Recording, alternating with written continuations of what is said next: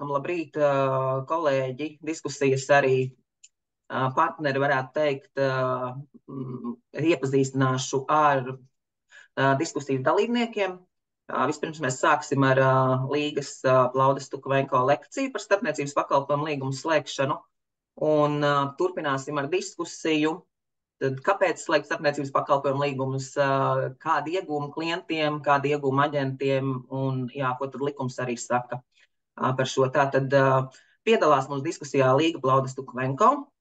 Labrīt, Olavs Cers, zvērnāts advokāts, labrīt. Labrīt.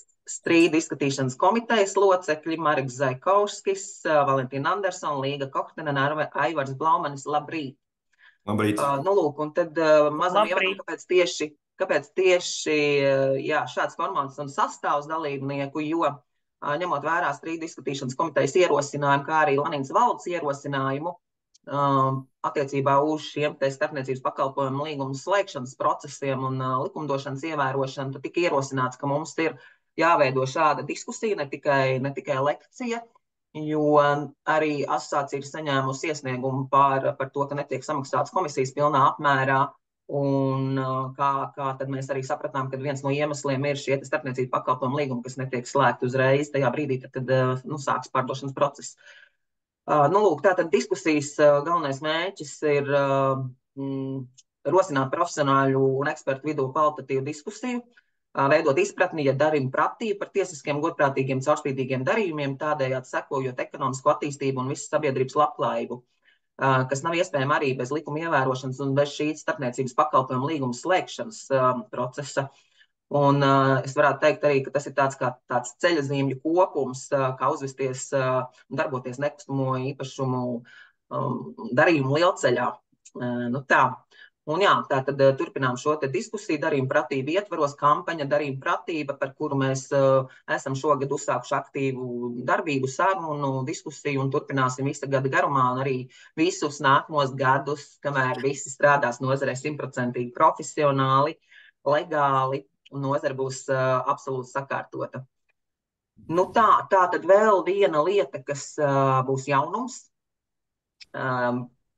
ko mēs arī esam nolēmuši valdē un arī strīdu izskatīšanas komitejā, būs mūsu biedriem un sabiedrībai un klientiem, jebkuram pieejams sadarbības līguma paraugs, šis starpniecības pakalpojumu līguma paraugs, mūsu mājaslapā, lai katrs, kam rodas jautājumi par to, vai tad tiešām jāslēdz ir šāds līgums un kāpēc ir jāslēdz līgums, būs paraugs un tiem kolēģiem, kas varbūt ar tādiem strādā, bet iespējams ir nepieciešams vēl nianses uzlabojumi, tad būs iespēja izmantot šo te paraugu un Lanīnas rekomendācijas, kādam tad ir jāizskatās starpniecības pakalpojumu līgumam. Un arī sabiedrībai tas būs kā apliecinājums tam, ka tas ir pareizi, ka tā ir jāstrādā un tā strādā profesionāli.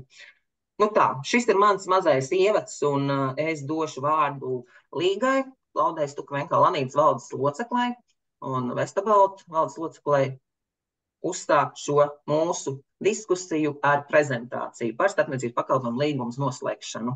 Lūdzu, Līga. Paldies. Ir? Sandru redz?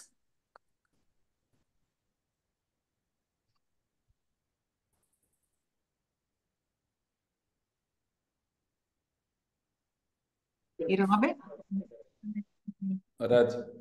Redz. Redzam. Jā, super. Labrīt vēlreiz visiem.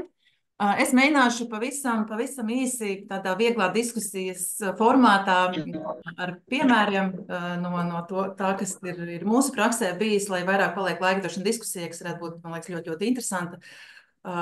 Restīvi, man skatoties par līgumu slēgšanu, nāca prātā tā kā pirmie 3 vārdi, kurus uzrakstīju: tālredzība, tūredzība un profesionalitāte. Jo, protams, ka tas pats sadarbības sākums ir tāds ļoti tāds posms, ka tev ir jāiepatīkās klientam, tu vēl neesi, varbūt tur vienojies par cenu, un tev viens no pirmajiem tiem soļiem uzreiz ir klientam jādod šis te līgums, kur, protams, tas ir tāds, tas brīdis, kur ir jājūt, kā to izdarīt. Bet es uzskatu, arī gatavoties šodienai, es izgāju cauri Vestabalt datubāzei, un man bija pašai interesanti apstīties, cik procentuāli mūsu datubāzē no visiem objektiem ir noslēgti sadarbības līgumi.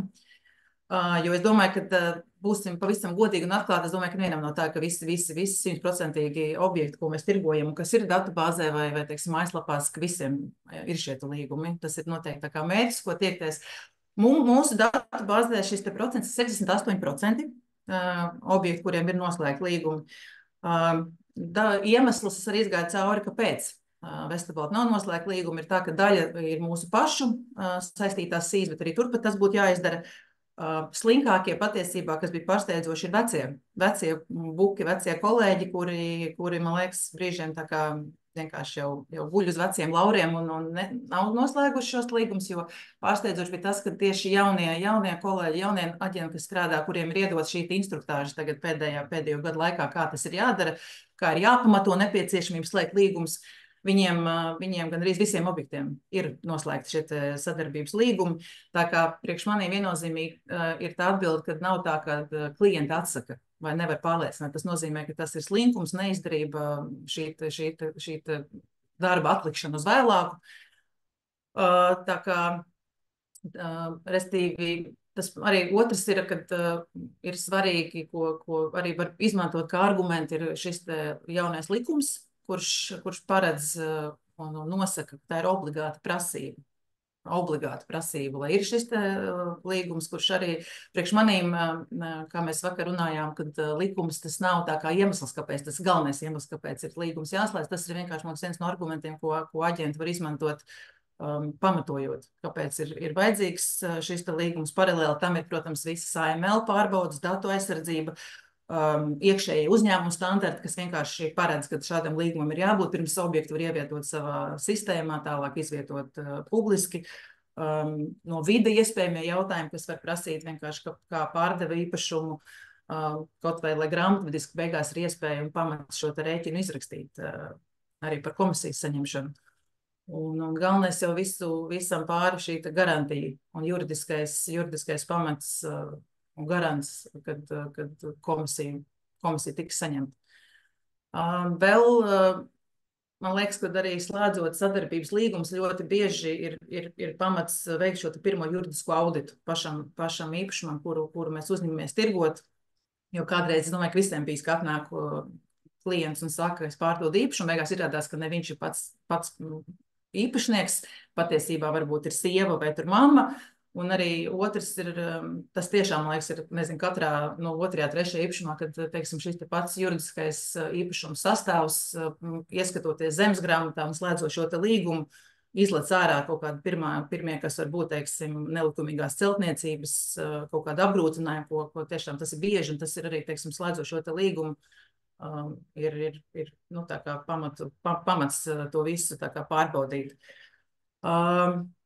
Un, protams, tā specifika arī, kad mūsu darbs ir viens no retajiem pasaulē, kurš ir uz šī komisijas principa balstīts, kas nozīmē, ka mums atnāk klients, mēs sākam savu darbu, ar iespēju, ka mēs atlīdzību saņemsim labākajā gadījumā, es domāju, 3 mēnešus pēc darba uzsākšanas, kādreiz 6 vai pat ilgāk ir šis laiks, kas ir vajadzīgs, un klients prasa šo darbu sākt, un mazākais, man liekas, ko mēs pretī varam paprasīt, ir šis noslēgtais sadarbības līgums.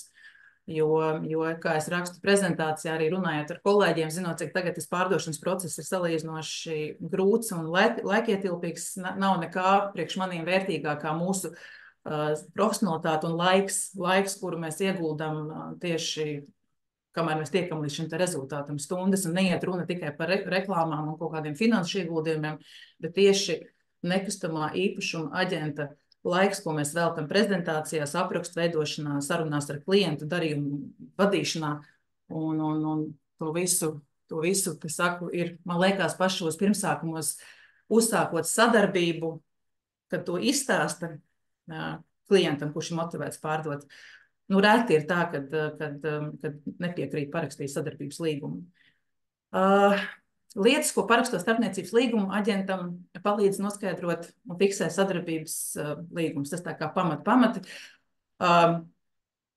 Man ir bijuši pašai gadījumi, kad atnāk klienti, kuri tā kā grib nedaudz pa augstu cenu, tad ir tā, līga patirgo. pamēģini, paskatīsimies, kas būs. Un tad es vienmēr saku, ka tad aiziet, padomājiet, jo nav tā, ka iedod īpašumu patirgot. Vienkārši, ja ir motivēts klients un vērts atkal ieguldīt šo laiku, tad vajag to klientu, kas ir sapratis, ka viņš savu īpašumu grib pārdot, nevis patirgot un patestēt tirgu.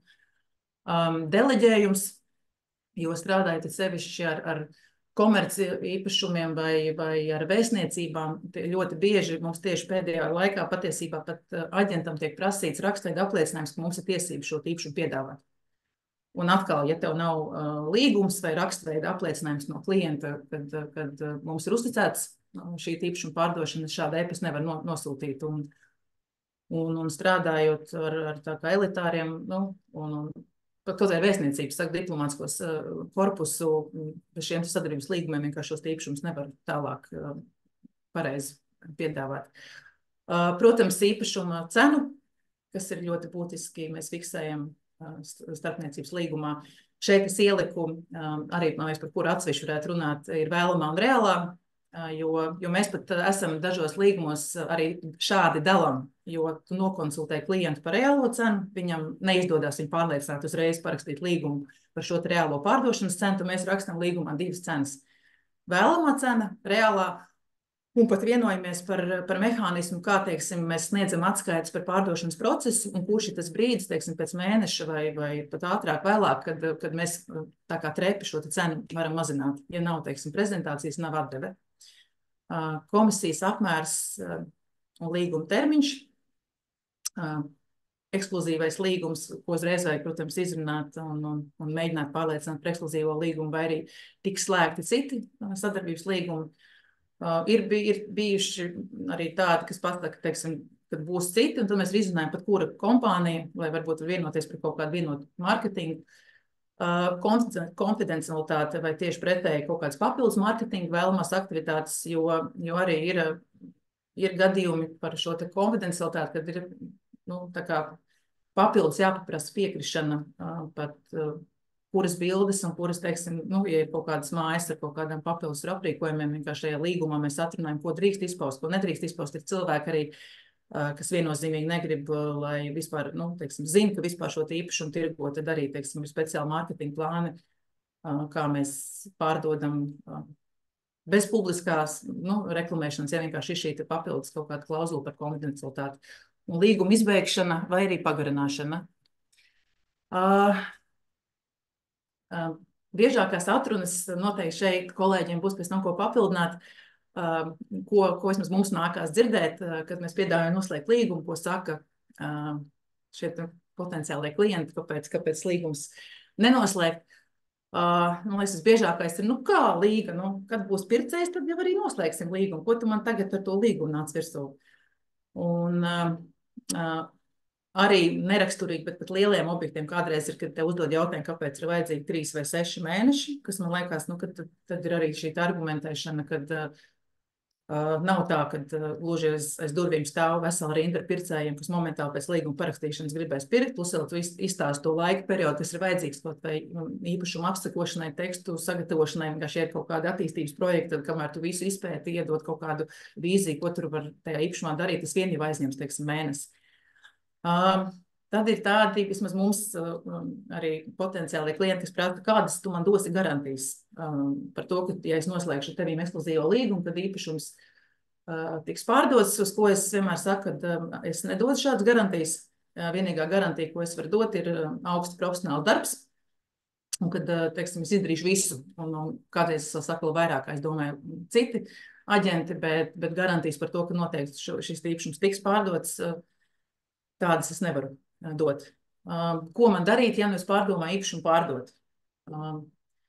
Šeit noteikti papildinās kolēģi. Es esmu ļoti strikts šajā jautājumā, jo es uzskatu, ka ja klients ir parakstījis līgumu un darbs ir ieguldījis, tad vienkārši nesamaksājot komisiju īpašumu pārdot nevar. Bet, protams, šeit ir ļoti individuāli, jo ir tiešām kaut kādas situācijas, ka tie ir ģimenes apstākļi, bet to tu jūti, strādājot jau no klienta uz klientu, bet ja tas ir visklasiskākais veids, ka tu to jūti pēc vairāk 10 prezentāciju novadīšanas, ka tas ir veids, kā nesamaksāt komisiju un pārdot, pārdod kādam, kas ir aizgājis, tā kā, varētu teikt, patiešo, tad nē, tad ir šis līgums, un mēs ejam uz to, ka pie šādā gadījumā pārdomāšana nozīmē, ka jūs varat pārdomāt, samaksājot pilnu komisiju par izdarīto darbu. Jā, un tad ir arī, protams, ka vienmēr saka, labi, es parakstīšu līgumu, bet kas būs, es pārdošu pats. Ja es pārdošu pats, un es varbūt tur kaimiņš vai taču draugs, tad šādus klientus parasti saka, ka ļoti iespējams pat, kad nopirks jūsu kaimiņš vai Latvijā sevišķi, man liekas, ļoti grūti ir kādu nepazīt caur kādu, bet jautājums ir, kāpēc? Kāpēc šis kaimiņš vai paziņa nopirks, kāpēc kaimiņš vai paziņa nopirks par iespējami augstāko cenu, un nevar būt tāda atruna pats, jo tas pats arī, es reāli zinu, kā daudzi, kas, teiksim, ir iekļaujuši šo te klauzulu līgumam, piekrīt šim punktam, pēc tam tiek vistiešākajā veidā apieti. Tā kā, ja tas līgums ir ekskluzīvs, tad nav tiesības arī pašam īpašniekam pārdot saviem kaimiņiem. Izstāstīt tikko gadījumu ar mūsu pašu īpašumu, kur ļoti, ļoti bieži tirgojot sev piedrošos īpašumus, tur redz, kā notiek šī apiešana, kad mūsu kolēģis mums uz zemju īpašumiem atnāk vienmēr pavasarī nekustamā īpašuma nodokļu paziņojums, un tad ir tā, ka tad jāaktivizējās ar īpašumu pārdošanā, jo daļa no tā portfeļa gribās pārdot. Un kolēģis izbraukāja un izmeta tajās lapās, vietās, kur likās, kad varētu būt interesi kaimiņiem tieši šo piedāvājumu, bet veistabālu piedāvājumu, kad piedāvājumu iegādāties zemju īpašums. Un pagāja dažas nedēļas, un, protams, ka es zvans pat tiešo īpašniekam, kāpēc ir šis zvans, pateicoties darbam, kur ieguldīja aģents. Un tā kā, teiksim, izstāstot šāds gadījums, ir skaidrs, ka nevar piekrist šādam punktam. Jā, tad ļoti bieži, protams, kad klienti saka, kā 5%, tas taču ir tik daudz, citi sola mazāk. Un šeit es vienkārši varu aicināt nesolīt mazākas komisijas, skaidrot to darba apjomu, kas ir jāiegulda, izdalīt komisiju tur uz mēnešiem, lai cilvēks vienkārši saprot, ka tie 4-5%, protams, ka nav visi līgumi, 5% mums arī ir gan 3, gan 4, bet tad, kad atnāk un pasaka, jā, kad ir kolēģi, kas strādā pa 1,5 vai 2%, paliek bēdīgi. Ekskluzīvais līgums par nekustamā īpašuma pārdošanu, kas ir mūsu kaut kādi galvenie argumenti, ir, ko es vienkārši skaidroju, varbūt, kas ir galvenie ieguvumi tieši klientam parakstot ekskluzīvo līgumu, ir galvenais, jā, laikam tas ar cik īpašumiem vienlaicīgi nekustamā īpašuma aģents kvalitīvi un profesionāli var tiešām strādāt, operēt vienlaicīgi. Mums labākiem aģentiem ir tā, ka es rakstīju 20-30 īpašumu, jo es uzskatu, ka vairāk, ja sevišķi tie ir tā kā, lielāki, sarežģītāki, kaut kādi attīstības projekti ir grūti vienlaicīgi operēt, ja sevišķi zinot, ka tu vismaz kaut kādus 2-3 gribi arī regulāri tā kā savā grafikā ieplānot kā pārdodamos. Un es vienmēr stāstu gadījumus, neminēšu vārdu no kolēģiem, kuram ir tāda mapīte, kurā ir 300 plus objekti, un tad viņš staigā un piedāvā investīciju objektus, katram objektam ir numuriņš. Un tad es viņā ieskatījos, es pati zināju vienkārši, ka tas ir pārdots, tam vakar bija roksnota parakstīta, tam ir nomainījusies cena, un lai tev ir tie 300 objekti, bet beigās tu no viņiem nevienu nepārdod. Es vienmēr klientiem saku, ka jūs gribat būt viens no šiem 100-200 īpašumiem, kurus jo vienkārši nav iespējams fiziski zināt informāciju par šiem īpašumiem, komunicēt, piedāvāt aktīvi. Un man liekas, ja klients grib, lai tiešām aģents pamostās no rīta un aktīvi strādā uz īpašumu pārdošanu un guļās ceļās ar plānu, kā realizēt tieši šo īpašumu, tad vienīgais tas strādā pie principa, kad ir šis ekskluzīvais līgums. Protams, papildus ir tāda regulāra komunikācija, kas ir ļoti svarīga šodien, kad tā pārdošana ievalkās ilgāk, parasti kā ir plānots atskaites, ieteikumi par cenas samazināšanu. Protams, kad ir īpašumi, kuros, ja ir ekskluzīvais līgums, vismaz mēs tā kā papildus ieguldam, nezinu, tad pat ir kādreiz apmēbelēšana, mazi kosmētiskie darbi, vienalga, kas ir vajadzīgs, lai iedot, varbūt ir salīdzinoši maziem ieguldījumiem, tā kā papildus pievienoto vērtību šim īpašumam. Es dažos gadījumos pat arī stāstu par nepieciešamību pēc šī ekskluzīvā līguma, zinot, ka ceļš tās ir privāti mājas, un mēs liekam vidas reklāmas, ka būs šie te, kā es rakstīju, nepārvaramā vēlme no pircējiem, kas ir ļoti izplatīta, apiet aģentu.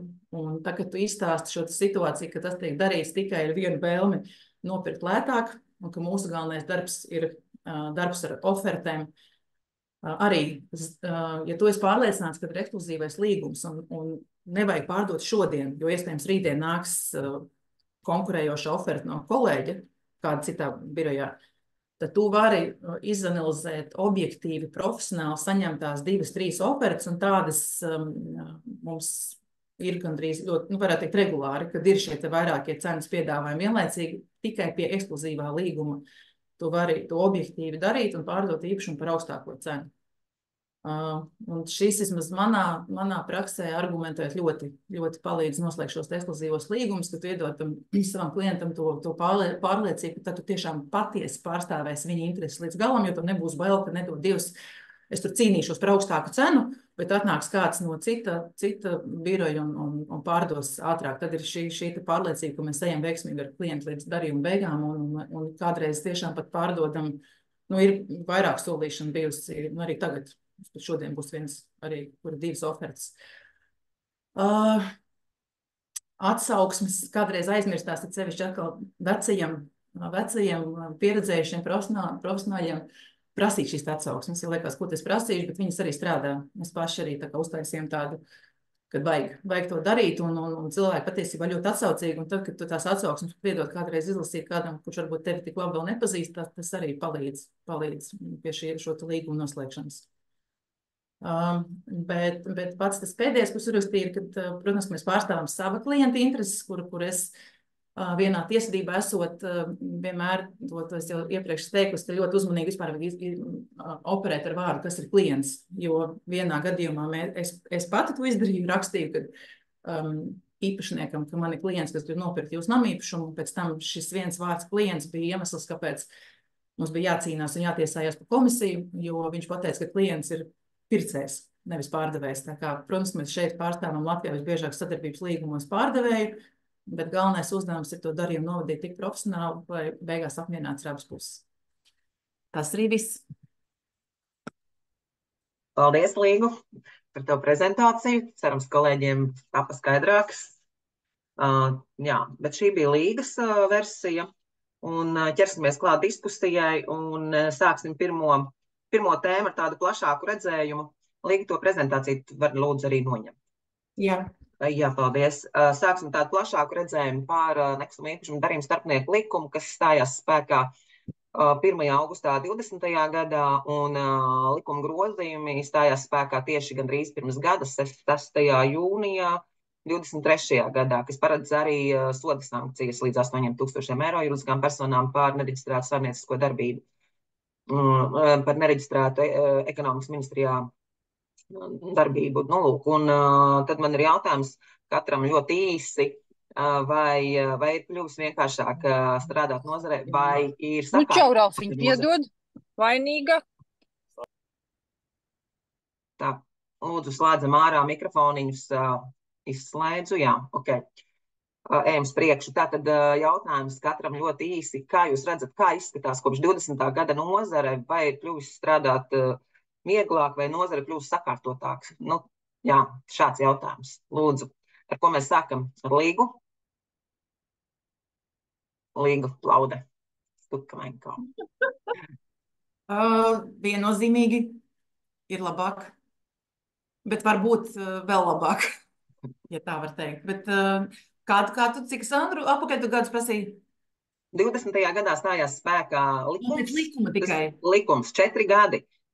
Vai šis likums un vai grozījumi, vai cilvēki ir sākuši, nezinu, vairāk par to runāt, jautāt, kas man notiks, ja es nereģistrēšos, jo jūs strādājat vienotā tirgū, vienotā vidē, un tomēr ir, zinām, vēl joprojām ir paziņas ar kolēģi, kas nav reģistrējušies ekonomikas ministrijas reģistrā, un, jā, vai uzdod jautājumus, kas man būs, kas notiek vispār, ko Lanīda dara, tas fons, vai ir satraukums, kaut vai tas?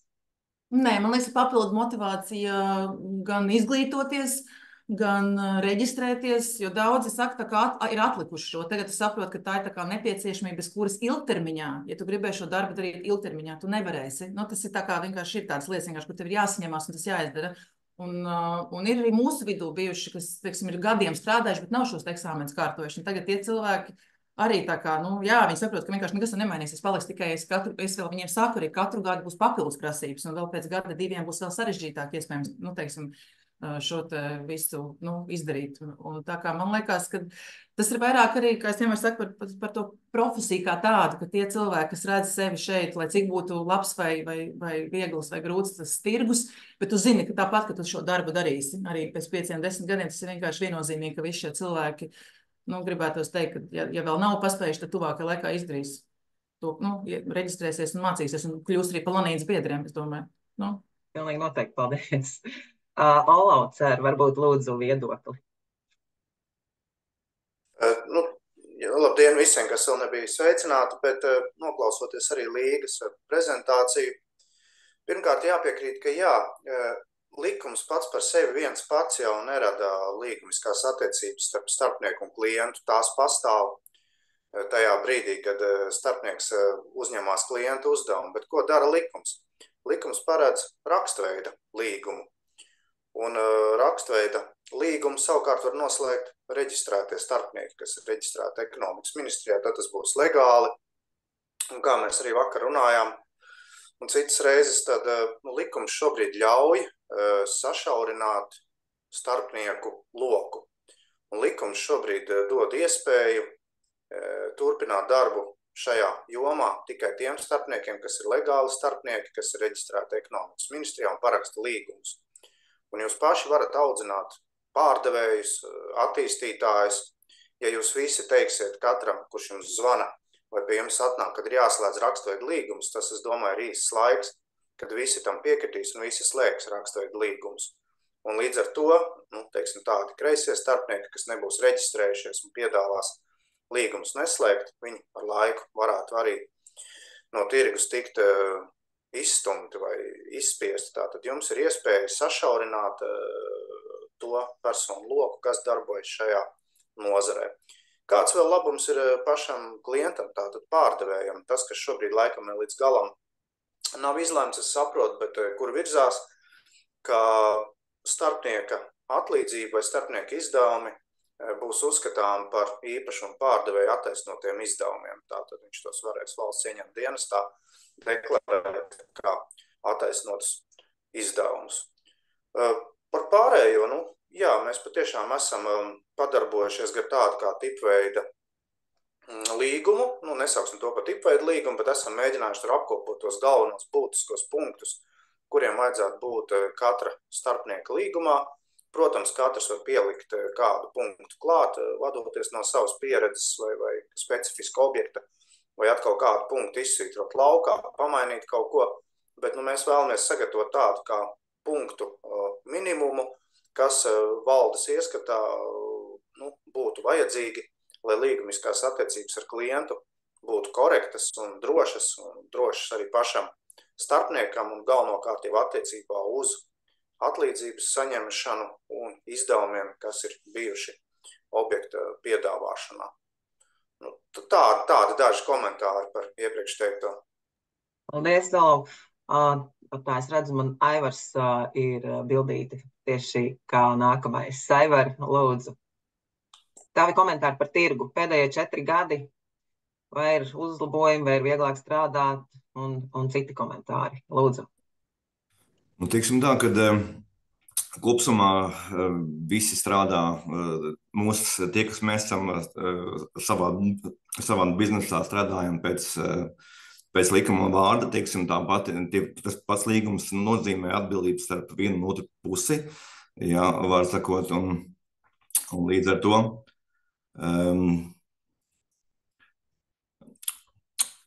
teiksim, darījumi notiek kā tādi, bet pieminot to, ko arī Līga minēja, kad ir vecā paudze, ir jaunā paudze.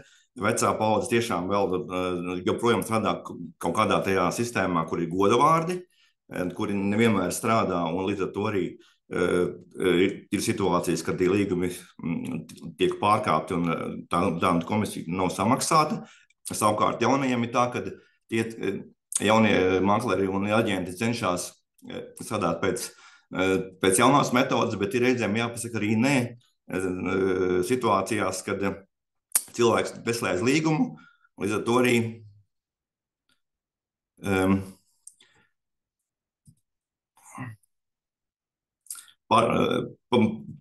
pāriesim pie citiem kolēģiem, bišķi nojaka.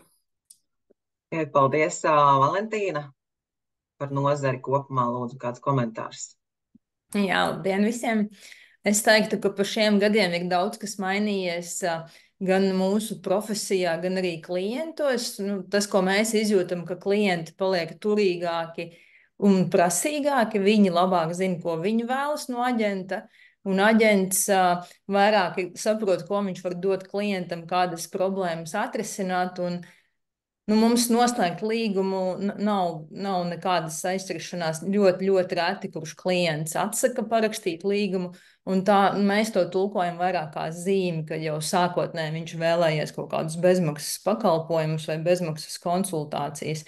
Tas arī ļoti labi strādā kā tāds trigeris, lai atsijātu varbūt turistus, kas kā Līga teica, vēlās patirgot, vai vēlās kaut ko patestēt vai pamēģināt, un mūsu darbs un laiks ir tiešām pietiekami vērtīgs, lai netērētu tam laiku. Tā kā jā, viss kļūst tikai labāk. Paldies! Paldies, Valentīna, par pozitīvo vērtējumu. Viss atkarīgs no pašiem, protams. Jā, un Līga, lūdzu, tavs komentārs. Labs rīts visiem, jā, labrīt, Sandra. Jā, es redzēju, ka kolēģi ir ierakstījuši komentāros, ka nekas nav mainījies. Es nevaru piekrist šim te apgalvojumam, jo strādājot tomēr gandrīz jau 20 gadus tirgū, jā, tomēr ir redzams pārmaiņas šeit tirgū, jā, un tieši tīri mēs kā kompānija, mēs arī sākam izvērtēt, kas ir mūsu sadarbības partneri, kas ir otrā pusē, ja, teiksim, ir sadarbības aģents, jā, vai viņš ir certificējies, vai viņš ir reģistrēts attiecīgi, jā, ekonomikas ministrijā un tā tālāk, jā. Un arī strādājot ar kolēģiem, mēs izvēlamies strādāt ar tiem, kas ir šajā te legālajā zonā, un es domāju, ka ar laiku tas paliks arvien labāk un labāk, jā. Protams, visas lietas, visas pārmaiņas prasa laiku, un domājams, ka pēc kādiem gada, 2 es ceru, ka mums vispār nebūs jārunā par šo tēmu. Mēs visi strādāsim ar līgumiem, viss būs sakārtots un varēsim kustēties un civilizēti strādāt kā visā pārējā pasaulē. Jā. Paldies, Līga. Tagad mēs varētu aiziet pie nākamajiem jautājumiem, un nākamais jautājums ir tāds, kāpēc tie starpniecības pakalpojumu līgumi netiek noslēgti visos gadījumos? Mēs saprotam, ka nozarē mēs strādājam kā profesionāļi, mums ir likums nosaka, starpniecības līgumam ir jābūt noslēgtam, tāpat arī NIL, TPFN likumdošana nosaka, kad ir jābūt klienta izpētēji, tāpat arī visas datu aizsardzības regulas, kas ir atrunātas starpniecības līgumos, un tās visas ir noteiktās lietas, kāpēc tas līgums ir jāslēdz. Kāpēc iedod drošības sajūtu? Un tad jums jautājums, kolēģi, kāpēc tomēr ir gadījumi, kāpēc nenoslēdz šos starpniecības līgumus pašā sākumā, jau tad, kad sākas pārdošanas process, sludinājuma izvietošana, kas ir jau pakalpojums uzsākšana, sniegšana, uzsākšana. Un līdz ar to jautājums jā, par šo, kurš lūdzu vēlas pirmais izteikt? Es varbūt pirmā paturpināšu tālāk. Es arī vakar par šo jautājumu vēlreiz tā apdomāju pēc mūsu tādas pirms diskusijas, jā, un es domāju, ka tās 2 pamatlietas, kas mums liedz noslēgt šo sadarbības līgumu ar klientiem par viņu objektu pārstāvību un pārdošanu, jā, ir slinkums un ticība labajiem cilvēkos. Slinkums tādā izpratnē, kad vienkārši, kur es tagad skriešu un ko es tagad darīšu, gan jau pēc tam kaut kad noslēgšu, jā. Dažreiz tas ir arī klienta arguments, ja, ka viņš nav gatavs šobrīd noslēgt un tu līdz galam neaizvelc šo situāciju. Ja, un otrs tā ticība labajam, parasti tas ir kaut kādi radinieki, draugi, kuriem mēs zinām, ka viņš mums noteikti samaksās. Ja, un tā ir klasika, manuprāt, ja, jo ar ko tas beidzās? Tādās vieglākos keisos tas beidzās ar dažām asarām pārdzīvojumiem un samazinātu komisijas likmi finālā, ja. Un sliktākos gadījumos tas beidzās tiešām ar pilnīgu komisijas nesaņemšanu par izdarītu darbu. Ja? Tā kā es aicinu slēgt līgumus. Paldies. Kurš nākamais, lūdzu? Nu, es varu no savas novērojumiem varbūt tās padalīties, ka manuprāt, kad lielākais iemesls, kāpēc netiek noslēgts līgums, kad jā, slinkums, ka nevēlēšanās tā kā katram tam klientam atkal no jauna pastāstīt, nu, kādas tad viņa problēmas mēs varam atrisināt, jo tikko klients saprot, ka aģents atrisina viņam problēmu, viņam vairs nav jautājums, kāpēc jāslēdz līgums un kāpēc tas kaut ko maksā. Bet katru reizi aģentam ir, nu, sanāk, katram jaunam klientam tev ir sevi jāiepārdod, nu, katru reizi no jauna. Protams, ir labi, ja viņš strādā nu, uzņēmumā, ja viņš ir certificēts, ja viņa ir lanīda, tad to uz doto brīdi, manuprāt, ir jau vieglāk mazliet argumentēt, bet tik un tā tas background marketings neizdara visu darbu, un katram aģentam ir sevi jāpārdod no jauna, un tas paņem laiku un enerģiju, bet, nu, tas ir ļoti svarīgi tāpat laikā. Paldies, Valentīna. Andrejs Valters ir pacēlis rociņu. Lūdzu, Andrej. Jā, es gribēju papildināt. Es domāju, ka arī tas saistīts ar aģenta profesionalitāti. Varbūt viņi nevar atstrādāt tos iebildumus, jo nu, klienta iebildumus, ka viņš tā kā negrib. Un tas ir arī vēlme nu, tā kā potenciāli nopelnīt, jo mans spilgts piemērs manā mājā, kur mans birojs ir viens īpašums, kur, es zinu, 5 gadus tiek tirgots, ja tur ir specifisks pārdevējs, kurš vēršās pie mums, bet mēs neuzsakam sadarbību, jo viņš nebija gatavs slēgt līgumu, bet 2 kompānijas, es pat pieļauju, ka viņi, nu vismaz aģenti ir Lanīdā, viņi bez līguma strādā un piedāvā šo objektu, jā, līdz šim. Un es domāju, tas ir vienkārši tā kā vēlme nopelnīt arī vienkārši ar līgumu, bez līguma vienalga, lai manā datu bāze tas objekts būtu. Tāpēc, man principā personīgi 2009. gadā kolēģi zina, pie mums bija viens pazīstams treneris, Artūrs Agaņisjāns. Viņš mums pastāstīja, ka slēg ekskluzīvu līgumus, un jau 15 gadus es to veiksmīgi daru. Mēs strādājam tikai ar ekskluzīviem līgumiem, un es zinu, ka daži klienti dara to pašu. Un tikai jāiemācās, un tas ir viss principā, ja tu vari. Un līkums vai bez līkuma, vai pirms līkuma mums nebija neviena objekta bez ekskluzīva līguma. Un tas ir viss. Vienkārši jāiemācās to darīt. Viss. Paldies, Andrej. Mums noteikti to pasniedzēju vajadzētu norganizēt uz Lanīdas profesionāļu klubu. Jā, paldies. Un es skatos Līga. Lauda ir ieslēgts mikrofoniņš. Lūdzu, Līga. Nu, es piekrītu, ko kolēģi viennozīmīgi teica, ka tas ir neizdarība, bet kaut kur arī, es domāju, ka brīžiem arī nepārliecinātība. Nu, tā kā nespēja argumentēt, vai, teiksim, mēs runājam, kad klients pasaka, ir briesmīgs līgums. Man vai slikts, kādreiz arī pārunās, saka, nav slikta vai laba līguma, saka konkrēti, vienkārši kurš punkts jums neapmierina. Un ko es vēl gribēju piebilst, tad tu izrunā argumentē, un katram uz tam līguma punktam man ir stāsts pretī, kāpēc viņš ir. Un ceļš, ka man tieši kaut kā ir tā sajūta, ka slēdzot šo te līgumu, tas ir pirmām kārtām, tu parādi, ka tu vari pārdot sevi, jo, ja tu nevari pārdot sevi, kā tu pārdos un īpašumu, un plus vēl, teiksim, stāstošos te stāstus, man vienmēr ar klientiem izveidojās ļoti labs tā kā tas sadarbības sākums un uzticamība, jo vienkārši viņi redz pirmām kārtām tur izstāstīt, kuros īpašumos tas ir bijis, kāpēc tā ir bijis, un vienkārši pilnīgi ir tā sinerģija rodās. Nu, ja viņi nerodās, tad nav visi klienti arī tavi, un viņas arī mums pat nevajag. Tā kā man tieši liekas, ka tas līguma slēgšanas process ir jāspēj tā kā profesionāli novadīt un izbaudīt, jo tas ir tā kā tas pamats, uz kuru tu pēc tam būvē to tālāko sadarbību.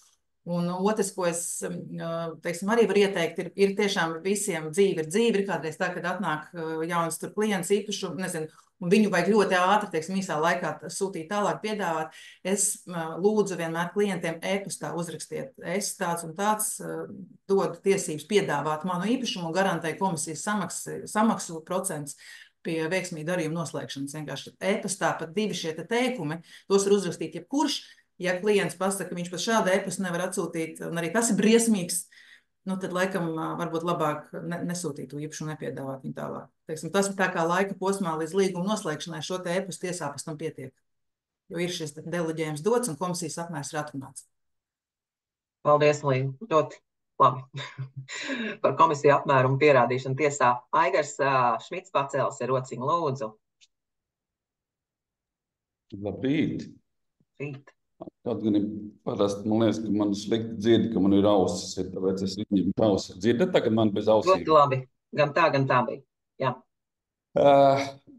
Jā, piekrītu visiem iepriekš runātājiem noteikti par to, ka ir baigais slinkums to darīt. Pavēlkās uz to, ka ir uztaisīts baigi čomiskas attiecības.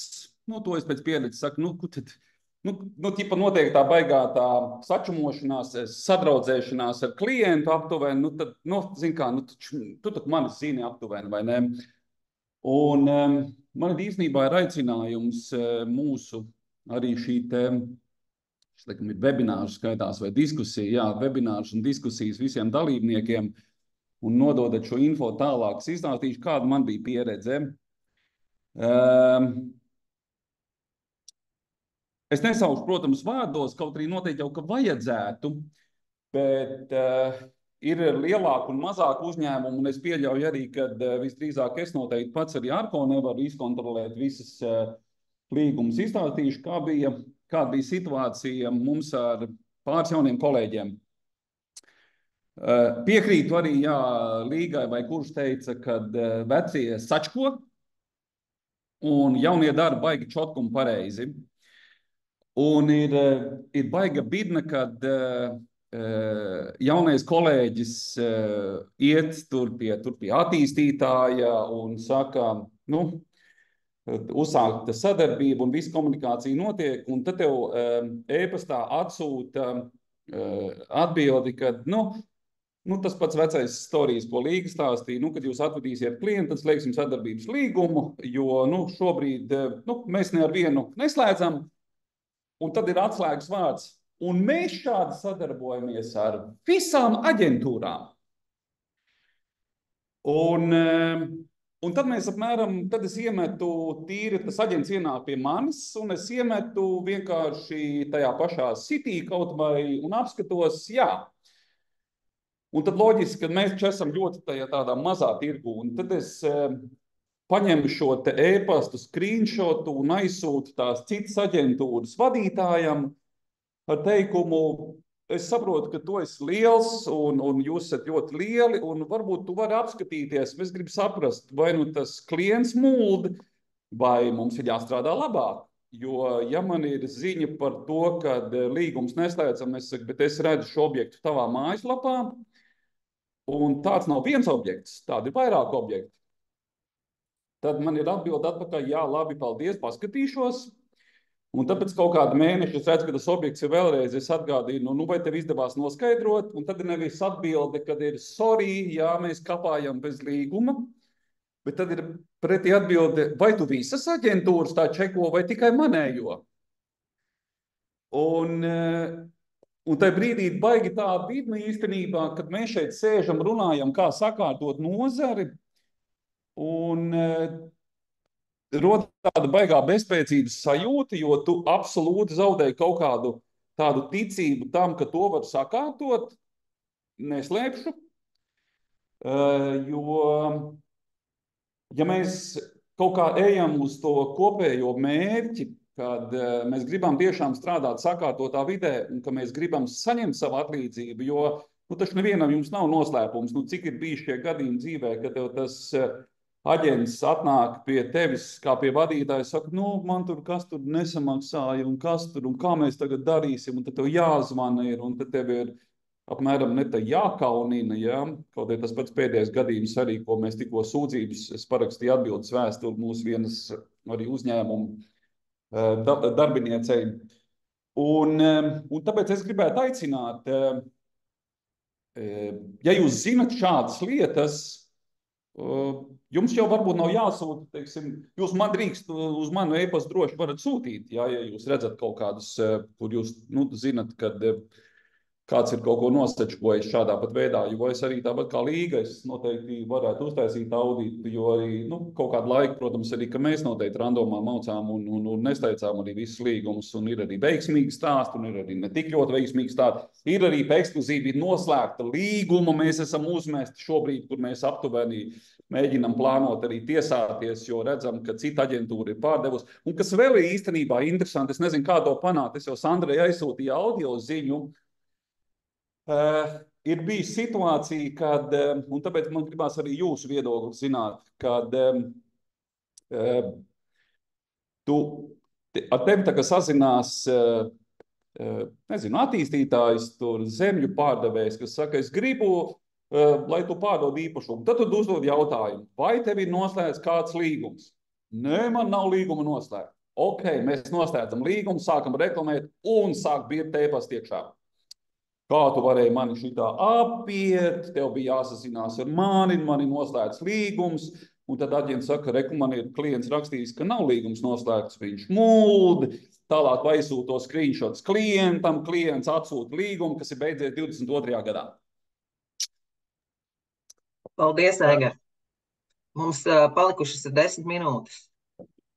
Nu, es saku, šo tēmu ir visiem. Jā, šī ir baigā bēda iela īstenībā pat savā starpā, kad aģenti, kas ir pat ekonomikas ministrijas režīmā reģistrējušies, ka tev īsti, un tad viss atsaucās uz šausmīgāko komerc noslēpumu, un tev pat neaizkrāsojot, tev neatsūta līgumu un detaļas, tev vienkārši tikai jāstāst, man ir līgums, un tad aptuveni, un tu kaut kādās sapulcēs runāt arī to iepriekšējo stāstu, ja, ka kolēģim tu uzdod jautājumu, mēs strādājam tikai ar ekskluzīviem līgumiem. Man ir ēpasti, kur es redzu, ka mēs līgums neslēdzam. Ja, tas ir baigais sviests īstenībā. Es saku, tā ir tāda milzīga bēda ielē, ko mēs paši visu laiku šaujam sev kājās. Tā ir šodienas realitāte. Paldies. Tā ir šodienas realitāte, ar ko mēs saskaramies, bet skaidrs, tāpēc mēs šodien tiekamies šeit.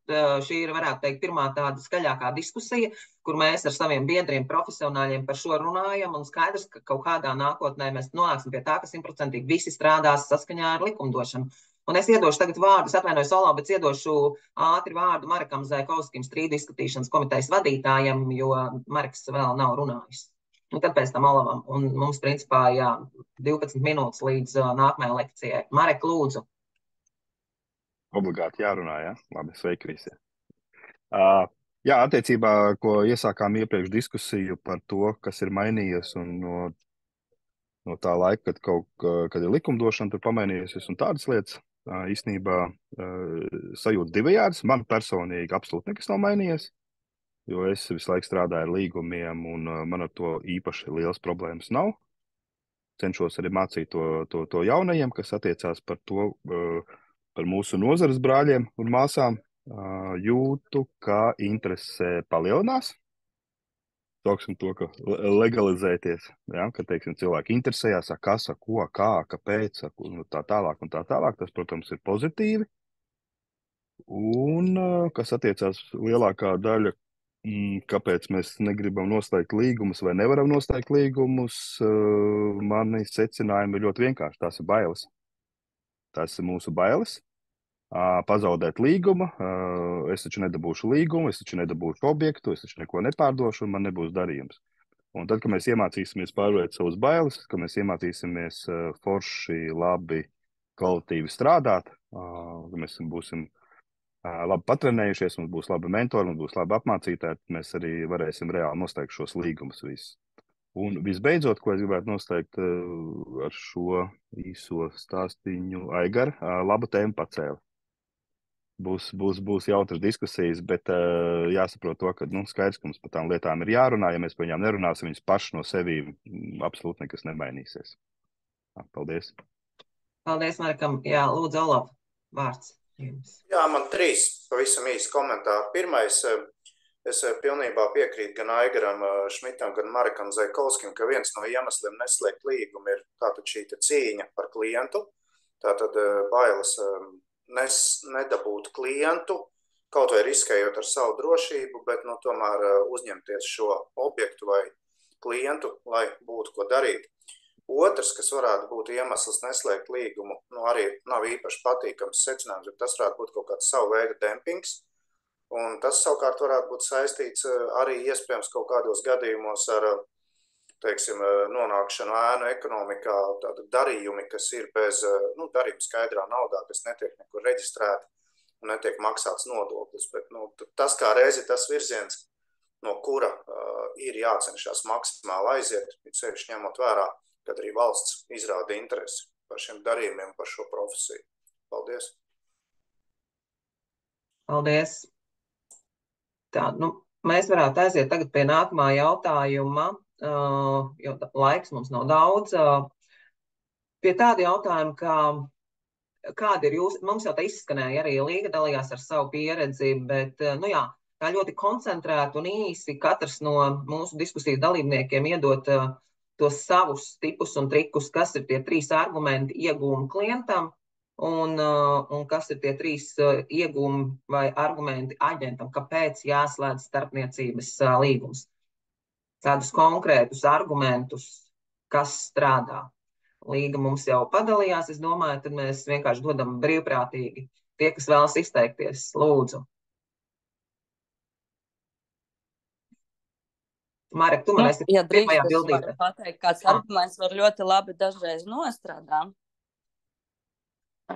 Tas ir, kad cilvēkam viņš saka, un tā kaut ko mēģina pārliecināt, saka, ok, tad mēs varam parakstīt līgumu.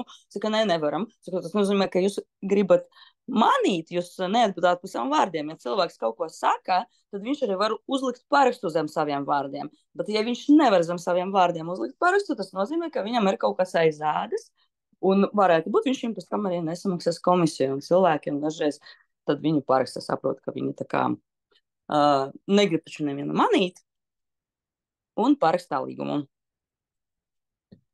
Paldies. Līga Kohtanēna, varbūt lūdzu ar saviem 3 ierosinājumiem. Jā, manuprāt, te iegūmi klientam ir viennozīmīgi ir skaidrība par to, kas ir mana sadarbības puse, ko es no viņas varu prasīt, kāda ir šī pušu atbildība, ne tikai no tā pārdevēja, bet arī no tā aģenta, Un tas nav šāviens tukšumā. Tev ir cilvēks, ar ko komunicēt, vai uzņēmums, tu zini skaidrus šo spēles noteikumus, un galu galā ieguvums aģentam ir tas, ka viņš zina gan savu laika nogriezni, kurā viņam šis īpašums ir jāpalīdz pārdot vai izīrēt, un viņš zina, cik viņš galā saņems naudu par to, un uz kādiem noteikumiem. Tā kā, manuprāt, win-win. Paldies. Visiem abām iesaistītajām pusēm pats galvenais ir skaidri spēles noteikumi. Īstenībā te baigi ko apspriest nav. Līgā jau bija forša prezentācija. Īstenībā tur neizplūstot tur garākiem kaut kādiem tādām lietām garākām, tad tas viss, ko Līga pateica, tas viss strādā. Vienkārši jautājums atkal atkārtošos, ko es iepriekš teicu, vai mēs paši to daram. Mēs daudz runājam, bet maz daram bieži vien. Tas ir mans novērojums. Un līdz ar ko tas nozīmē to, ka mēs vienkārši nevaram noslēgt tos līgumus. Tāds mums secinājums. Paldies, Valentīna bija mikrofoniņu ieslēgusi. Lūdzu, Valentīna. Jā, es kā galveno iegūmu klientam noteikti minētu to, ka viņš iegūst sev tādu uzticības personu, kas viņu pavada visu to darījumu. Noslēdzot tur vai iedodot īpašumu tur visai pilsētai, skaidrs, ka neviens neveltīs 100% laiku tā īpašuma pārdošanai, bet tādā veidā viņš nosacītu sev noalgo tādu kā pārstāvi, kā tādu, juristu, advokātu, pārdevēju, visu tādu vienā personā veselu komandu, un tas noteikti atmaksājas. Mēs klientiem arī to vienmēr uzsveram, ka tu jebkurā brīdī tu vari zvanīt un konsultēties par visiem jautājumiem, gan par nodokļu samaksu, gan pajautāt, kā iet pārdošanu, aģents zina, cik liela ir interese vai kaut ko vajag uzlabot. Tas ir pilnīgi cita līmeņa tādas uzticības attiecības, bet bez līguma, protams, neviens aģents necels telefonu 10 un 11 vakarā, lai vienkārši aprunātos vai atbildētu uz kaut kādiem 3 jautājumiem vai uzmestu aci līgumam kaut kādam, kas tev ir atsūtīts.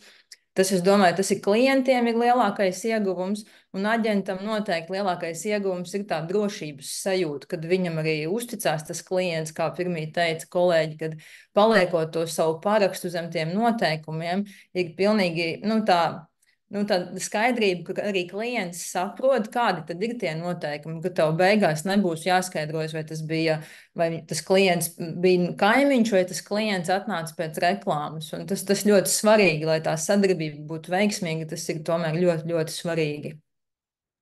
Paldies, Valentīna. Līga, vēlēs teikt, ko? Visam īsti, es vienkārši, ko vēl vienkārši man ienāca, ko es nepateicu iepriekš, es doma, ka arguments, kāpēc daudzi vēl saka, negribu slēgt šos ekskluzīvos līgumus, uz kuru tiešām tā kā visiem jāmēģina strādāt tikai ar ekskluzīviem līgumiem, ir tas, ka viņi tiešām tiem pārdevējiem ir tā sajūta, ja viņš iedos 3, 4, 5, viņš pārklās lielāku tirgu un būs tā lielāka atdevuma. Tas ir tā kā pamats, ko arī vajag stāstīt un pamatot ar to, ka mēs savā starpā sadarbojamies. Ka tas nav tā, ka, restīvi, ja viņas noslēdz līgumu ekskluzīvu ar Vestibaltu vai kā citu, ka tikai, restīvi, tā informācija paliks pie mums, kad ir šī komunikācija, sadarbības tīkls, ko mēs arī varam īsumā pat izdomāt kaut kā to kopā pareizi no visām pusēm pamatot, lai pat kāds cits noslēdz ekskluzīvo līgumu. Galvenais, lai ekskluzīvo un ir tas rezultāts, bet ir tā kaita, ka viņiem liekas, ja būs 3, 4, tad būs noteikti labāk nekā, ja būs viens vienkārši. Kad nenonāks tā informācija restīvi pie pārējiem profesionāļiem. Tur arī vienkārši, man liekas, tas ir mūsu darbs to skaidrot vienkārši, kā mēs savā starpā sadarbojamies. Forši. Un Līga, es mazliet papildināšu arī, ka citreiz ir varbūt jēdzīgi arī neslēgt šo ekskluzīvo līgumu, vispār nekādu līgumu. Ja klients tev iedod uzdevumu, kurš nav izpildāms vai, teiksim, tā tirgus cena nekad, nevis tirgus cena, bet šī iedomātā cena no pārdevēja puses nav sasniedzama un šie spēles noteikumi nav izpildāmi. Un tad bieži vien es tomēr pieņemu lēmumu atteikt sadarbības līgumu un novēlu šim pārdevējam risināt šos jautājumus vai nu pašam, vai ar kādu citu, kurš ir gatavs to darīt. Tā kā citreiz vajag arī atrast drosmi neslēgt šo sadarbības līgumu. Ja? Paldies, ļoti labu, Līgu. Principā mums ir palikušas 3 minūtes, un ātri mums ir jāaiziet noslēguma aplis. Katram līdz 1 minūtei pat nesanāk tik daudz, bet ļoti, ļoti īsi, ko darīt mums kopā visiem, gan kā asociācijai, gan mums, lai tiešām starpniecības līgums, jeb sadarbības līgums slēgt pilnīgi visi. Kas jādara? Audzināšanas darbs, vairāk šādas diskusijas, grāmatas jāraksta, Olava Cera piesaiste, jebkas trakākās idejas, ko mēs varam izdomāt, kā par šo regulāri, varētu teikt, ar pilnāšanas metodu, ko darīt tādu, lai iedzīvinātu. Tiešām tā, ka visiem nav vispār citu domu. Es domāju, ka mēs varam sākt ar to, ka mēs visi kopā caurskatīsim šo sagatavoto līguma projektu, kas ir tā kā pēc iespējas vienkāršāks un saprotamāks, un vienoties savā starpā, ka šis ir tā kā bāze, kuru, protams, vienmēr var papildināt, bet izrunāt, izdiskutēt, kas noteikti palīdzēs tiem, kam varbūt nav savs juridiskais departaments savos uzņēmumos, un arī domāju, ka klientiem pasakot, ka tas ir asociācijas akceptēts līgums, kurš nav briesmīgs, ka tas arī palīdzēs šos līgumus slēgt. Es gribētu sarunāt, ka viņu izsūta, un mēs kopā vienotos, ka, izdiskutēt šo līgumu. Paldies, jā. Izsūtīsim visiem biedriem, būs lūgums aktīvi iesaistīties, lai izstrādātu vislabāko versiju sadarbības līgumam. Paldies. Lūdzu, Marek, es redzu, tu nākamais esi man bildītē. Sveiki, jā. Es domāju, ka mēs runājam ar ekskluzīvo līgumu. Tā ir, protams, ļoti laba lieta, bet varbūt sākam ar parasto līgumu. Vienkārši slēdzam līgumu. Un cenšamies varbūt tās kaut kādās mūsu kopējās diskusijās un to vienkārši atgādināt par to. Un padomāt, varbūt tās forši varbūt skolotāji ir, kas to var iemācīt. Ir taču visādi pieejami, vajag padomāt, pameklēt un tā tālāk. Un pašiem iekšēnē vienkārši runāt par to. Arī mums pašiem šajās diskusijās. Un tad jau tā lēnām uz priekšu, es domāju, ka mēs ir aiziesim. Slēdzam līgumus, vienkārši līgumus. Tiksim līdz ekskluzīvajiem. Paldies, Marek, tik ļoti vienkārši slēdzam līgumus. Tev ir komentārs, ka nepieredzējuši mākleri neslēdz līgumus, bet to taču likums nosaka. Tas nozīmē, ka tas likuma pārkāpums kaut kādā brīdī vidam arī būs interesanti noskaidrot, uzzināt, kāpēc mēs nestrādājam saskaņā likumu. Valentīna, lūdzu, es redzu nākamā rindā. Mans laikam aicinājums vai novēlējums mums visiem ir cienīt pašiem savu laiku un savu darbu, un tas ir tas, kas... Līgums ir tas, kas atrunā mūsu pakalpojumu sniegšanu vispār. Ja mums nav līgums, acīm redzot, tas mūsu pakalpojums nemaz tik ļoti nav vajadzīgs tam cilvēkam. Līdz ar to cienīt sevi, savu laiku un strādāt tikai tiem klientiem, kuri tiešām vēlās, lai viņiem palīdz. Paldies, Aigars Rociņš pacēlis, lūdzu. Ir interesanti viena lieta. Pēdējo reizi mēs ar Andreju, kad bijām vidā, tikāmies ar meitenēm, 2 stundas runājām un saņēmām veselu kaudzi jautājumiem. Es viņām uzdevu jautājumu, sakiet, lūdzu, ir nekustamā īpašuma aģenta likums. 8. pants paredz šo līgumu slēgšanu. Tātad, ja likumā ir ierakstīts, ka tas ir jādara, un tad es uzdevu jautājumu, kurš ir tas kontrolas mehānisms vai tā kontrolas institūcija, kas, teiksim, kurai, teiksim, aizsūtīt kaut kādu šo te tā kā sūdzību vai informāciju par to, ka nav šis te līgums un ka tiek pārkāpts likums. Un zina, kas bija interesantākais, Vits īsti nevarēja atbildēt, kurš tad principā ir šī te kontrolas institūcija, izņemot to, ka pateica, gan jau, ka tā ir ekonomikas ministrija. Un ekonomikas ministrijā, kā mēs zinām, ir viena meitene. Tā kā arī pie šī mēs noteikti strādāsim un mēģināsim saprast, kur tad mēs varam šo info nosūtīt. Jo es saku, mēs paši savā starpā nemākam sakomunicēt, mēs nemākam pateikt, un kamēr nav kaut kāds vienotais līguma reģistrs, mums nav jārāda komerci informācija, mums nav jārāda personu dati, bet tas, kad apmainīties, pateikt, nu reku, man ir tas līgums, ir mēs to iekšēji nedarām, un tad tev ir līgums, nē, man nav līgums, nē, man ir līgums, mēs tikai strādājam, un tu zini, ka randomā dara tāpat bez līgumiem. Nu, tad ir atkal tas jautājums, kāpēc es jums atvainojos par šo te aģentu likumu, nu, kad mēs noteikti gribējām, lai dzīve ir vienkāršāka, jā, bet kā mēs esam teikuši, vairāk kā universāla un izcila lieta nav, bet mēs noteikti pie tā strādājam un atradīsim arī veidu, kur un kā, teiksim, informēt. Es saku vēlreiz, bet mums, ja mēs varētu vienoties, jā, kā es piekrītu Marikam, slēdzam līgumus, un otrs, ja mēs varam vienoties par to, ka, ja mēs redzam šādas te lietas kaut kur, ka kāds randomā mauc, un jūs zinat, ka jums ir noslēgts līgums, nu, taču komunicējam savā starpā un nekasamies un vienkārši pārsūtam un noinformējam. Es domāju, ka tas ir tas galvenais, ir to spēju komunicēt. Mēs esam visi tomēr, kā saka, pakalpojumu pārdevēji. Paldies! Paldies, Aigar. Tā, tad es iedošu vārdu vēl Līga. Es redzu, tu nākamā man esi rindā. Vēlies vēl ko piebilst? Kura no Līgām? Koktenena. Jā. Viss, ko saka kolēģi un diskusijas dalībnieki un arī pārējie ir korekti, jā, un es arī uzskatu, ka ekskluzīvais līgums mums varbūt nav tik vispār pieņemta prakse, lai gan vēlama, jā, ir arī pamatam jābūt vismaz sadarbības līgumam, standarta sadarbības līgumam, jā, un arguments, kāpēc viņi slēgt, viens no tādiem svarīgiem argumentiem tieši arī ir šis te likuma norma, ja, kad jābūt šim te sadarbības līgumam, bez viņa vispār nevar strādāt, ja. Un tieši tāpēc tas arī, ja arī jaunajiem aģentiem, kuri nejūtās varbūt tik ļoti droši par savām spējām, viņiem viens no tādiem galvenajiem argumentiem arī ir šis te likums, ja, par to, ka sadarbības līgumam starpniecības darījumos ir noteikti jābūt, ja, un to var izmantot. Ja. Paldies. Es noslēgumā varētu iedot vārdu Olavam, ceram, un jā, 4 minūtes jau mums ir notērēts, bet tādu punktu uz Olavu vai būtu lūdzu gatavs iedot.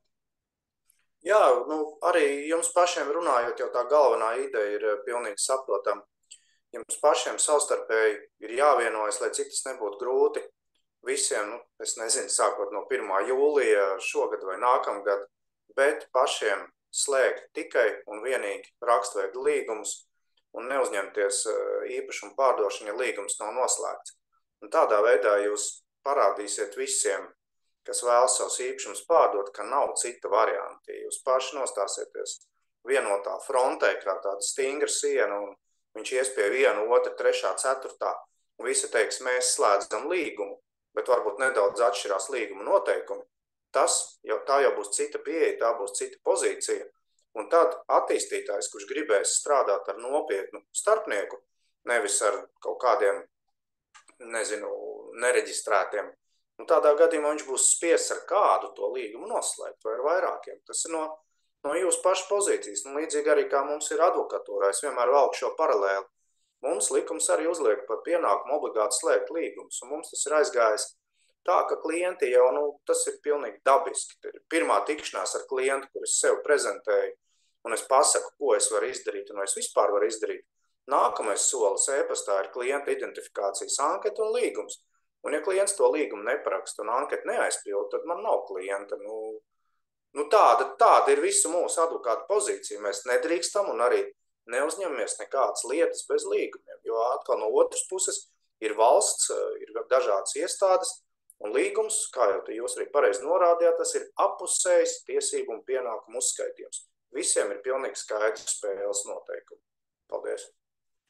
Paldies, Ola, un tad uz šīs nots mēs arī Beigsim mūsu pirmo šādu diskusiju, un jā, es varētu teikt, ka mēs visi nekustamo īpašumu nozares profesionāļi esam tādi kā savu veidu advokāti saviem klientiem, un jā, nozarē mums šis likums ir tikai 4 gadus, citām nozarēm savā likumdošanas bāze ir izstrādāta jau daudzu gadu garumā, un līdz ar to mēs esam noteikti pārliecināti gan kā asociācija, gan kā mēs biedri profesionāļi, kas strādā godīgi, pareizi un saskaņā ar likumu, ka sakārtosies nozare maziem solīšiem, bet ejam uz priekšu un daram un izdarīsim.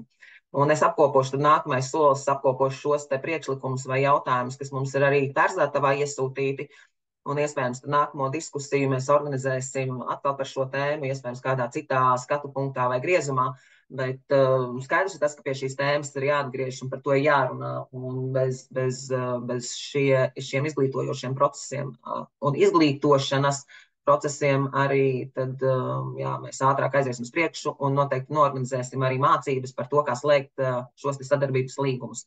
Paldies diskusijas dalībniekiem, ļoti liels par laiku, par tikšanos.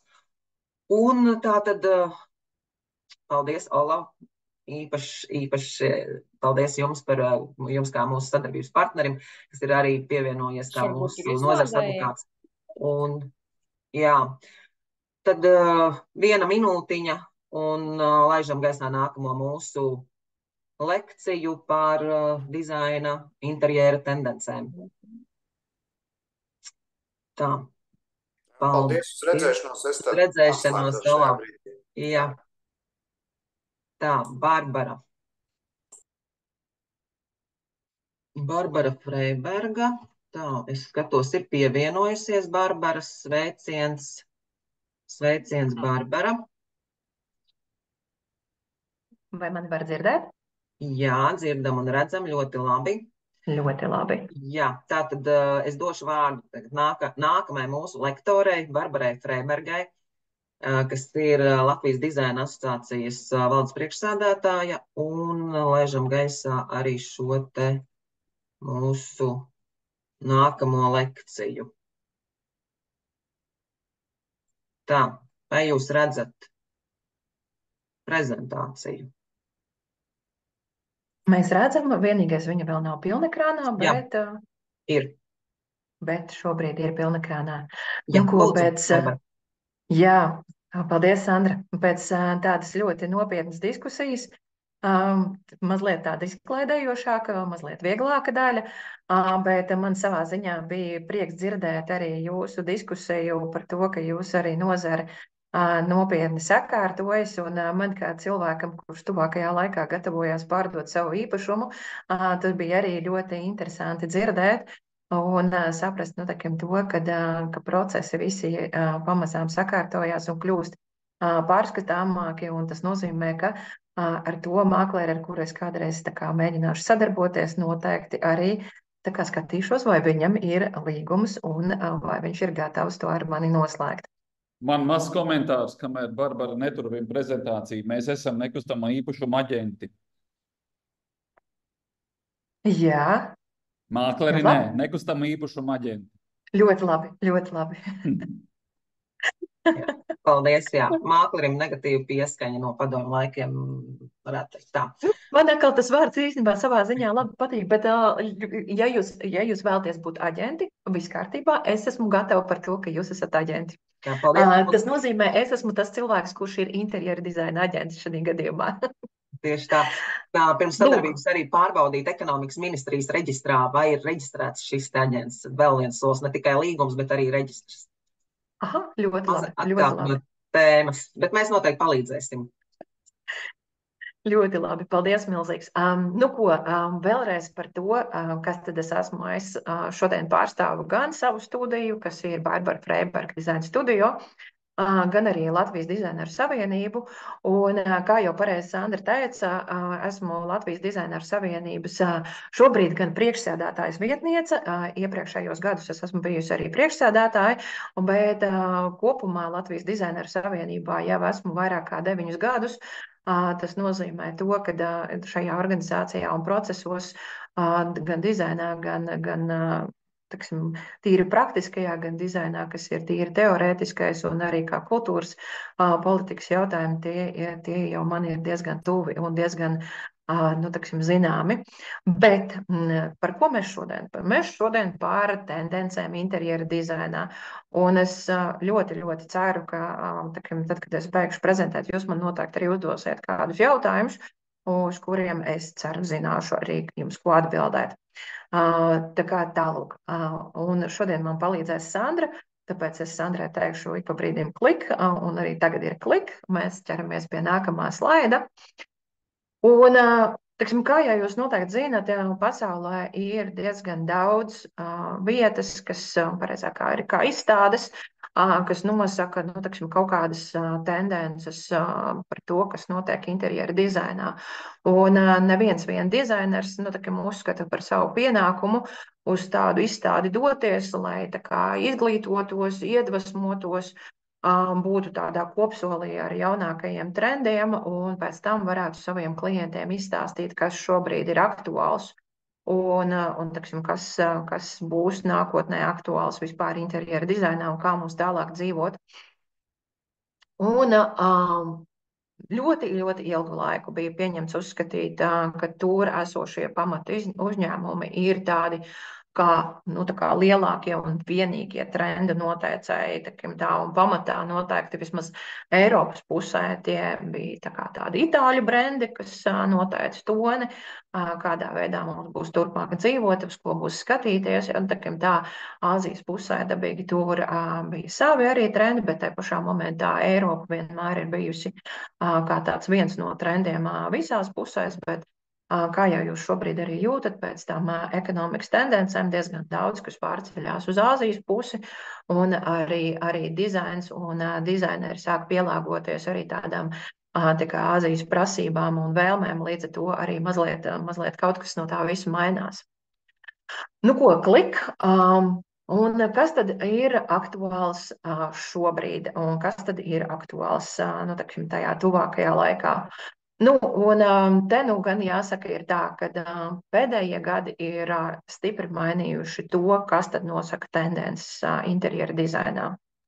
Un, ja mēs iepriekš varējām tā ļoti skaisti paskatīties uz kaut kādiem modes namiem, tur Lagerfelds, tur Chanel vai vēl kaut kas, paskatīties, kas tad ir modes skatēs, un tad saprast, šobrīd mēs būsim tur vairāk spīdīgi, pēc tam mēs būsim vairāk klasiski, pēc tam mēs būsim vienkārši, tur staigāsim botās vai vēl kaut ko, līdz ar to arī kaut kādas no tām tendencēm, krāsām un tā tālāk un tā joprojām parasti parādījās interjera dizainā, kā savienotās lietas, jo tie modes nami jau arī strādā, interjera jomās, tad šobrīd tas sen vairs nav tik vienkārši. Un šobrīd ir tā, ka iespējams ir praktiski viss. Un jebkurš var būt arī dizaina noteicējs, sākot ar to, ka tie var būt influenceri, un par TikToku mēs vēl arī parunāsim, ka tas ir Instagrams, arī Karš nosaka savus tendences, un mūsu reģionā tas noteikti tā ir. Arī pandēmija ir ieviesusi ļoti, ļoti lielas tendences, izmaiņas interjera dizainā, un gan politika, un šobrīd jau mums tikko ir bijušas Eiropas Savienības vēlēšanas, un līdz ar to vēlēšanas un vēlēšanu rezultāti noteiks atkal nelielas izmaiņas, gan būvniecībā, gan interjera dizainā, bet tās izmaiņas tomēr būs. Un viņas savā ziņā būs jūtams arī likumdošanā un mainīs arī kaut kādas savas, varbūt, būvniecības tendences arī tālākajā laikā. Klik. Tātad, jā. Nu, ko attiecībā, ja mēs runājam par to TikTok, ko es pieminēju pirms tam, var jau pasmieties, TikToks, kas tad tur ir, mēs tur bērni tur sēž iekšā un skatās kaut kādas tur video par kaķīšiem, sunīšiem un visādām citām blēņām.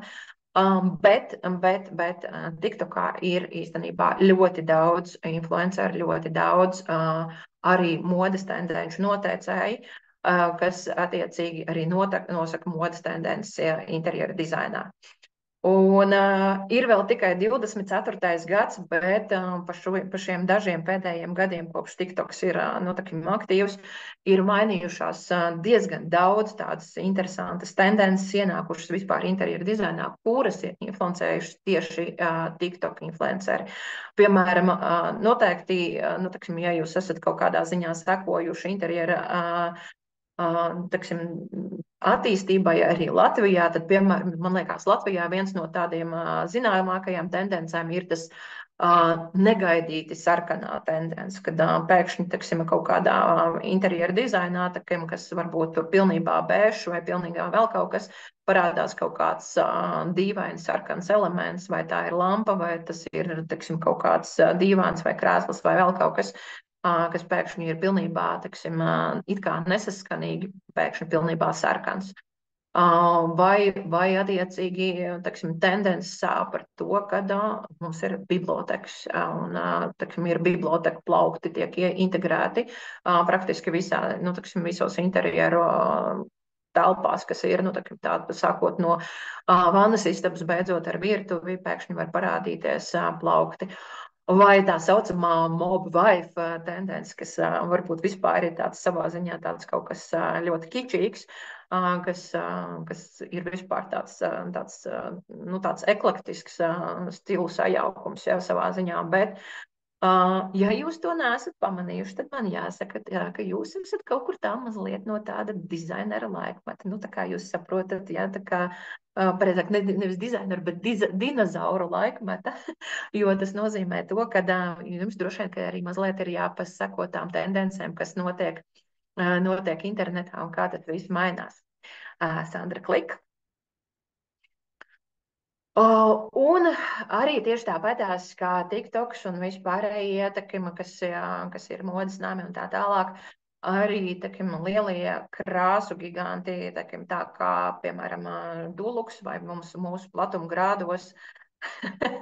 Jā, es redzu, daži jau arī piemin, ka ir arī no tā dinozaura laikmeta, jā.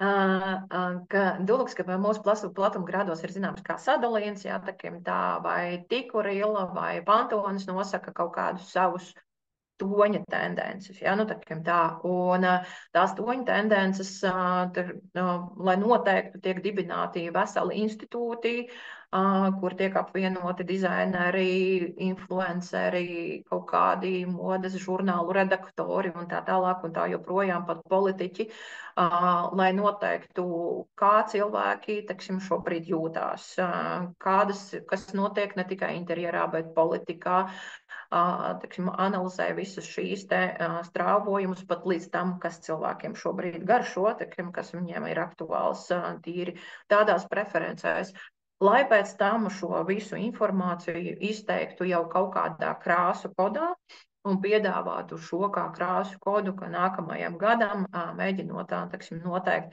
ko tad mums būs gribēt un kā tad mums būs gribēt krāsot savas sienas tuvākajā laikā un tā tālāk. Bet pats par sevi saprotams, ja mēs paskatāmies cauri vairākiem gadiem kopumā, lai arī tās toņu tendences mainās un staigā, tomēr tā krāsu palete salīdzinoši ir diezgan mierīga. Un tad klik.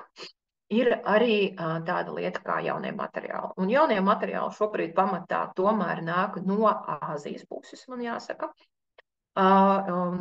Tur ir, tas tirgus tur ir milzīgs, un arī šobrīd tīri tas ražošanas kapacitāte tur ir milzīga, un attīstība tur ir vienkārši bezgala liela.